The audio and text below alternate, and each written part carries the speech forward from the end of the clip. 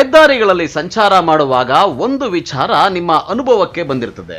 ಹೌದು, ಕುಡಿದ ನೀರು ಅಲುಗಾಡದಂತೆ ವಾಹನಗಳು ಚಲಿಸ್ತಾ ಇರುವಂತಹ ಅನುಭವ ನಮಗೆ ಆಗಿರ್ತದೆ. ಆ ರೀತಿಯಲ್ಲಿ ಹೆದ್ದಾರಿಗಳನ್ನ ನಯವಾಗಿ ನಿರ್ಮಿಸಿರ್ತಾರೆ. ಕಾರು ಬೈಕ್ಗಳ ಕತೆ ಬಿಡಿ, 50 ಟನ್ ತೂಕದ ಟಿಪ್ಪರ್ ಲಾರಿಗಳು ಕೂಡ ಆ ರಸ್ತೆಯ ಮೇಲೆ ಸಲೀಸಾಗಿ ಸಂಚಾರ ಮಾಡ್ತವೆ. ಆದರೆ ಇಂತಹ ನೈಸ್ ಆಗಿರೋ ಹೆದ್ದಾರಿ ನಿರ್ಮಿಸುವ ನ್ಯಾಷನಲ್ ಹೈವೇ ಅಥಾರಿಟಿ ಆಫ್ ಇಂಡಿಯಾದವರು ಹಳೆ ಕಾಲದಲ್ಲಿದ್ದ ಜಂಕ್ಷನ್ಗಳಲ್ಲಿ ಅಂದರೆ ಕ್ರಾಸ್ ರೋಡ್ಗಳಲ್ಲಿ ಈಗ ಫ್ಲೈಓವರ್ ನಿರ್ಮಿಸಿ ಗ್ರಾಮಸ್ಥರಿಗಾಗಿ ಅದರ ಪಕ್ಕದಲ್ಲೇ ಸರ್ವಿಸ್ ರಸ್ತೆ ಕೂಡ ನಿರ್ಮಿಸಿದ್ದಾರೆ. ನಿರ್ಮಿಸಬೇಕು, ಅದು ನಿಯಮವೂ ಇದೆ. ಆದರೆ ಇಲ್ಲಿ ಬಂದಿರೋದೇ ಎಡವಟ್ಟು. ಹೆದ್ದಾರಿ ಪ್ರಾಧಿಕಾರದವರು ಹೆದ್ದಾರಿ ನಿರ್ಮಿಸೋಕೆ ತೋರಿಸುವಷ್ಟು ಮುತುವರ್ಜಿಯನ್ನ ಸರ್ವಿಸ್ ರಸ್ತೆಗಾಗಿ ತೋರಿಸೋಲ್ಲ. ಇಂತಹದೇ ನಿರ್ಲಕ್ಷ್ಯದಿಂದಾಗಿ ಚಿಕ್ಕಬಳ್ಳಾಪುರ ತಾಲೂಕಿನ ನಂದಿ ಕ್ರಾಸ್ನಲ್ಲಿ ಜನರು, ವಾಹನ ಸವಾರರು, ರಸ್ತೆ ಬದಿ ಅಂಗಡಿಗಳವರು ವರ್ಷಾನುಗಟ್ಟಲೆಯಿಂದ ಪರದಾಡ್ತಾ ಇದ್ದಾರೆ. ಅದೇನಪ್ಪಾ ಅಂದ್ರೆ, ನಂದಿ ಕ್ರಾಸ್ ಸುತ್ತಮುತ್ತ ಬೀಳುವ ಮಳೆ ನೀರು ಹರಿದು ಹೋಗಲು ಮುಂಚೆ ಇಲ್ಲೊಂದು ರಾಜಕಾಲುವೆಯೇ ಇತ್ತು. ಯಾವಾಗ ಹೆದ್ದಾರಿಯನ್ನ ಚತುಷ್ಪಥ ರಸ್ತೆಯನ್ನಾಗಿ ಮಾಡಿದ್ರೋ ಆಗ ಅವೆಲ್ಲ ಮುಚ್ಚಿ ಹೋಗಿ ಈಗ ಸದ್ಯಕ್ಕೆ ಹರಿದು ಬರುವಂತಹ ಮಳೆ ನೀರು ಹರಿದು ಹೋಗಿ ದೊಡ್ಡ ಮರಳಿ ಕೆರೆ ತಲುಪೋದಕ್ಕೆ ಇಲ್ಲೊಂದು ಮೋರಿ ಮಾಡಿದ್ದಾರೆ. ರಸ್ತೆಗೆ ಅಡ್ಡಲಾಗಿ ಆ ಮೋರಿ ಇರೋದ್ರಿಂದ ಅದರ ಮೇಲೆ ಮುಚ್ಚಲು ಬಳಸಿದ್ದ ಕಲ್ಲುಗಳು ಹಳೆಯ ಬೇರೆ ಯಾವುದೋ ಕಾಮಗಾರಿಯ ಕಲ್ಲುಗಳಾಗಿದ್ದು ಅದನ್ನೇ ಮುಚ್ಚಿ ಅದರ ಮೇಲೆ ಡಾಂಬರ್ ಹಾಕಿದ್ರು.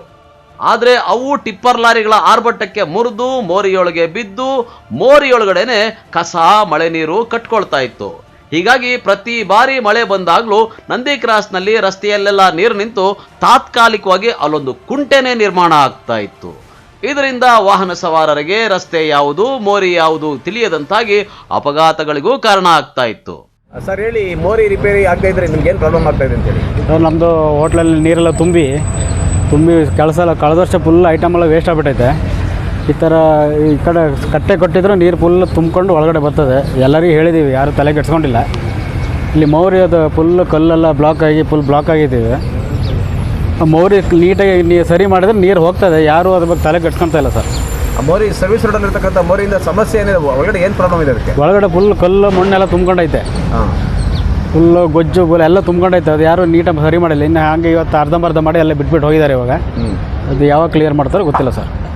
ಇನ್ನು ಇದೀಗ ಇಲ್ಲಿ ಡಾಂಬರೀಕರಣಕ್ಕೆ ಬಂದಂತಹ ಕಾಮಗಾರಿಯವರು ಇದ್ದಂತಹ ಮುರಿದು ಬಿದ್ದಿರುವಂತಹ ಕಲ್ಲುಗಳನ್ನೇ ಮೋರಿ ಮೇಲೆ ಕಾಟಾಚಾರಕ್ಕೆ ಕೂರಿಸಿ ಅಡ್ಜಸ್ಟ್ ಮಾಡಿ ಡಾಂಬರು ಹಾಕಲು ಮುಂದಾಗಿದ್ದಾರೆ.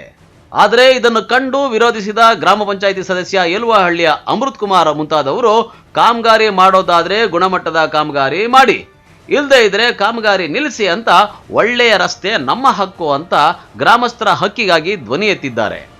ಹೇಳಿ, ಇಲ್ಲೇನ್ ಸಮಸ್ಯೆ ಇದೆ? ನೀವು ಗ್ರಾಮ ಪಂಚಾಯತಿ ಸದಸ್ಯರಾಗಿ ಇದ್ರ ಬಗ್ಗೆ ಏನ್ ಕ್ರಮ ತಗೊಂಡಿದ್ದೀರಿ? ಸರ್, ಇದು ಚಿಕ್ಕಬಳ್ಳಾಪುರ ತಾಲೂಕು ನಂದಿ ಕ್ರಾಸ್ ಅಂತ ಹೇಳಿ ರಾಷ್ಟ್ರೀಯ ಹೆದ್ದಾರಿಯ ಸರ್ವಿಸ್ ರಸ್ತೆ. ಈ ಸರ್ವಿಸ್ ರಸ್ತೆಯಲ್ಲಿ ಒಂದು ಮೋರಿ ಕಾಮಗಾರಿ ಮಾಡಿದ್ರು ಈ ಹಿಂದೆ. ಆ ಮೋರಿ ಕಾಮಗಾರಿ ಮಾಡಿ ಈ ಭಾಗದಲ್ಲಿ ಬರ್ತಕ್ಕಂಥ ನೀರ್ನೆಲ್ಲ ಈ ಚರಂಡಿ ಕಲೆಕ್ಷನ್ ಮಾಡಿದ್ರು.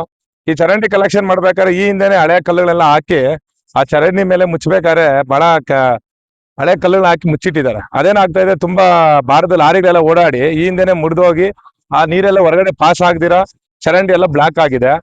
ಆ ಹಿಂದೆ ಈಗೇನ್ ಮಾಡಿದೆ, ದುರಸ್ತಿ ಮಾಡ್ತೀರಿ ಅಂತ ಹೇಳಿ ಎಲ್ಲ ತೆರವುಗೊಳಿಸ್ಯಾರ. ಅಲ್ಲಿರತಕ್ಕಂಥ ವೇಸ್ಟ್ ಎಲ್ಲ ತೆಗೆದು ಮತ್ತೆ ಹಳೆ ಚರಂಡಿ ಕಲ್ಲುಗಳನ್ನೇ ಮುಚ್ಚಿಬಿಟ್ಟು ಏನ್ ಮಾಡ್ತಾ ಇದಾರೆ, ಸರ್ವಿಸ್ ಹತ್ರ ಟಾರ್ ಹಾಕೋಕೆ ಪ್ರಯತ್ನ ಮಾಡೋದು. ನಾವೇನ್ ಮಾಡಿದ್ವಿ, ಇಲ್ಲಿರೋ ಗ್ರಾಮಸ್ಥರೆಲ್ಲ ತಡೆ ಹೊಡಿದಿರಿ. ನಾ ಗ್ರಾಮ ಪಂಚಾಯತ್ ಸದಸ್ಯರಾಗಿ ಇಲ್ಲಿ ಬಂದು ವಿಚಾರ ತಿಳಿಸಿದ್ರಿ, ಏನ್ ಸರ್ ಈ ತರ ರಾಷ್ಟ್ರೀಯ ಹೆದ್ದಾರಿ ಪ್ರಾಧಿಕಾರದಲ್ಲಿ ಒಂದು ಸರ್ವಿಸ್ ಅಷ್ಟನ್ನು ಈ ಮಟ್ಟಕ್ಕೆ ಹಾಳು ಮಾಡ್ತಾ ಇದ್ದೀರಾ. ತುಂಬಾ 50-60 ಟನ್ನೇಜ್ ಲಾರಿಗಳೆಲ್ಲ ಇದ್ರ ಮೇಲೆ ಓಡಾಡ್ತಾ ಇದೆ. ಈ ಮೋರಿ ಮೇಲೆ ಹಾಕ್ಬೇಕಾದ್ರೆ ಚೆನ್ನಾಗಿರೋ ಸ್ಲ್ಯಾಬ್ಸ್ ಹಾಕಿ ನೀವು ಕಾಂಕ್ರೀಟ್ ಇದು ಟಾಂಬರ್ ಮಾಡ್ಬೇಕು ಅಂತ ಹೇಳ್ಬಿಟ್ಟು ನಾವು ಅವ್ರ ಮನವಿ ಸಲ್ಲಿಸಿರಿ ಕಾಂಟ್ರಾಕ್ಟರ್ಗೆ. ಸರ್, ಇದ್ರ ಬಗ್ಗೆ ನಮ್ಗೇನು ಮಾಹಿತಿ ಇಲ್ಲ, ನಾವು ಇದನ್ನ ಹಳೇದನ್ನ ರೆಡಿ ಮಾಡ್ತೀರಿ ಅಂತ ನಾವೇನ್ ಮಾಡಿದ್ವಿ.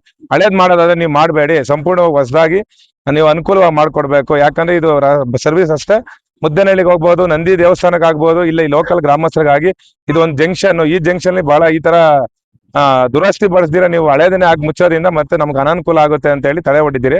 ಈ ಚರಂಡಿ ಬಗ್ಗೆ ರಾಷ್ಟ್ರೀಯ ಹೆದ್ದಾರಿ ಪ್ರಾಧಿಕಾರದ ಅಧಿಕಾರಿಗಳು, ಸಂಬಂಧಪಟ್ಟ ಇಲಾಖೆಯವರು ಗಮನ ಹರಿಸಿ ಸೂಕ್ತವಾಗಿ ಈ ಚರಂಡಿನ ನಮಗೆ ದುರಸ್ತಿ ಪಡಿಸ್ಕೊಂಡು ಸಾರ್ವಜನಿಕರಿಗೆ ಹಾಗೂ ಓಡಾಡ್ತಕ್ಕಂಥ ವಾಹನಗಳಿಗೆ ರಸ್ತೆ ಅನುಕೂಲ ಮಾಡ್ಕೊಡ್ಬೇಕು ಅಂತ ಈ ನಿಮ್ಮ ಮಾಧ್ಯಮದ ಮುಖಾಂತರ ನಾವು ಮನವಿ ಸಲ್ಲಿಸ್ತಾ ಇದ್ದೀವಿ.